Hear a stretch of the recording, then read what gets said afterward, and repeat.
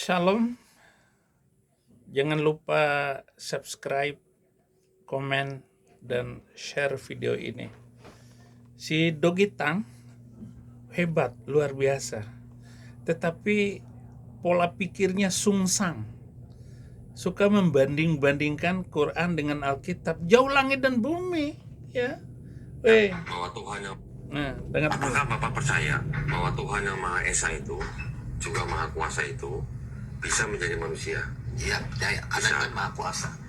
Maha Kuasa, makanya dia jadi manusia. Karena dianggapnya manusia sudah berdosa gitu Pak ya. Nah, iblis berdosa nggak Pak? Dosa. Lebih banyak mana dosa iblis sama dosa manusia? Ya iblis. Karena dinamakan iblis. Oke. Kalau Tuhan yang Maha Kuasa ini mau Oke. Sungsang cara berpikir kamu adalah membandingkan dosa manusia dengan dosa iblis. Mestinya dosa gue sama dosa lo, Dogi. Kenapa? Lo bisa dilihat, gue bisa dilihat. Cara saya berbicara dengan cara kamu berbicara, lo nyerang Islam, lo nyerang Kristen, gue nyerang Islam. Gue serang Al-Quran, lo serang Alkitab. Mestinya gitu dong cara berpikirnya. Sekarang mana yang berdosa antara saya dengan kamu? Dogi, Dondi, Dondi. Oh, saya nggak boleh menghina orang. Saya harus mengatakan yang jujur-jujur saja, yang benar-benar saja.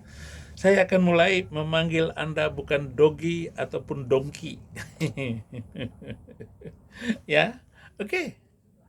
Nah, di situ yang harus saya perhitungkan dengan cara Anda berpikir itu. Kalau Allah itu berkuasa,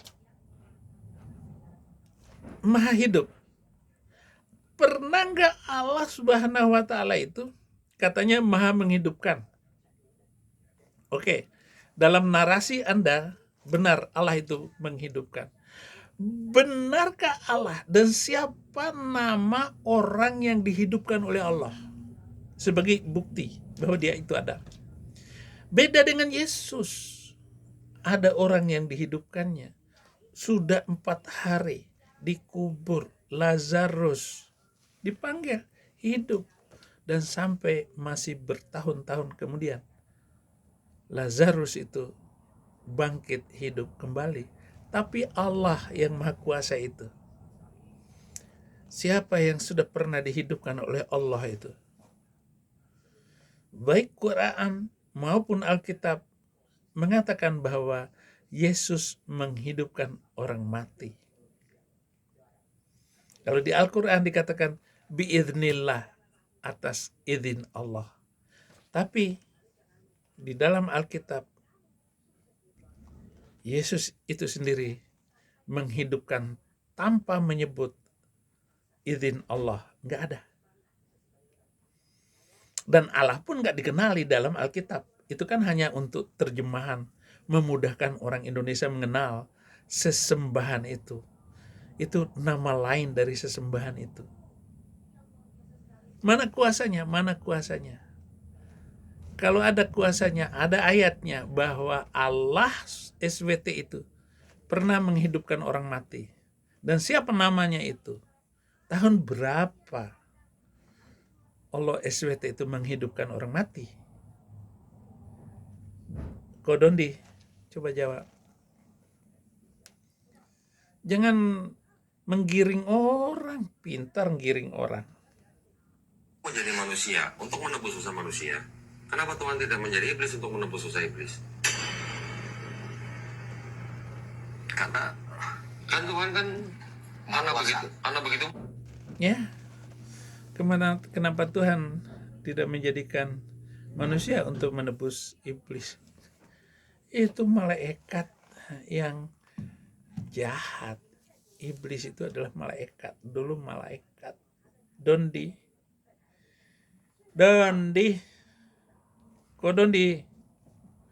Jujurlah di dalam berbicara. Jujurlah dalam memberikan bandingan. Mana yang dosa, lu apa gua?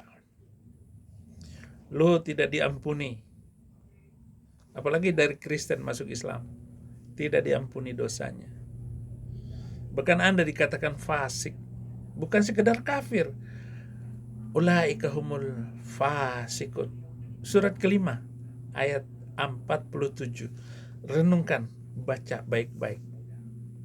Oleh karena itu jangan takut saudara-saudara.